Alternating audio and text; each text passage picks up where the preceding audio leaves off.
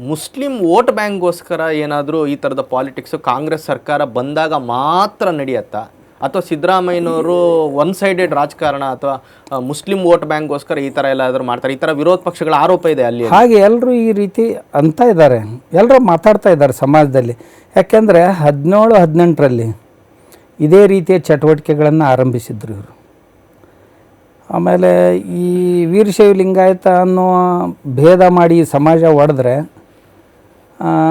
ಇವ್ರನ್ನ ತುಣುಕು ಮಾಡಿಬಿಟ್ರೆ ದೊಡ್ಡ ಸಮಾಜ ಮುಸ್ಲಿಂ ಸಮಾಜ ಆಗುತ್ತೆ, ಬಜೆಟ್ನಲ್ಲಿ ಅತಿ ಹೆಚ್ಚು ಹಣವನ್ನು ಅವ್ರಿಗೆ ಕೊಡ್ಲಿಕ್ಕೆ ಸಾಧ್ಯ ಆಗುತ್ತೆ ಅನ್ನೋ ದೃಷ್ಟಿಯಿಂದ ಮಾಡ್ತಿರ್ಬೋದು ಅಂತ ಎಲ್ಲರೂ. ಮುಸ್ಲಿಂ ಸಮಾಜದ ಬಗ್ಗೆ ಅವರಿಗೆ ತುಂಬಾ ಪ್ರೀತಿ ಇದೆ. ತುಂಬಾ ಪ್ರೀತಿ. ಇವತ್ತು ಸಮಾವೇಶದಲ್ಲಿ ಹೇಳಿದ್ರು ಅವರು, ಇಸ್ಲಾಂ ಅಂದ್ರೆ ಶಾಂತಿ ಪ್ರಿಯರು, ಮೊಹಮ್ಮದ್ ಪೈಗಂಬರ್ ಅಂದರೆ ಶಾಂತಿ ದೂತರು, ಈ ಥರದ ಒಂದು ರಿವಾಲ್ಡ್ಸ್. ಆದರೆ ಅವರು ಸತ್ಯವಾಗಿಯೂ ಹೇಳಿರ್ಬೋದು, ರಾಜಕೀಯ ಕಾರಣಕ್ಕಾಗಿಯೂ ಹೇಳಿರ್ಬೋದು.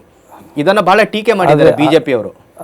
ಯಾರೇ ಟೀಕೆ ಮಾಡಲಿ, ಆದರೆ ವಸ್ತುಸ್ಥಿತಿ ಅಂತೂ ಇವತ್ತಿನ ದಿವಸ ನೋಡ್ತಾ ಇದ್ದೀವಲ್ಲ, ಎಷ್ಟು ಶಾಂತಿ ಪ್ರಿಯರು.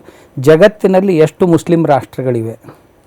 ಒಂದಾದರೂ ರಾಷ್ಟ್ರ 100ಕ್ಕೆ 100 ಮುಸ್ಲಿಮ್ರು ಇರುವಂಥ ಯಾವುದಾದ್ರೂ ಒಂದು ದೇಶ ತಗೊಳ್ಳಿ, ಅಲ್ಲಿ ಶಾಂತಿಯಿಂದ ದೇಶ ಇದೆ ಅಂತ ನನಗೊಂದು ದೇಶದ ಹೆಸರು ಹೇಳಿದರೆ ನಾನು ಅಂತೀನಿ ಇದು ಶಾಂತಿಪ್ರಿಯ ಧರ್ಮ ಮತ್ತು ಶಾಂತಿಪ್ರಿಯ ರಾಷ್ಟ್ರ ಅಂತ.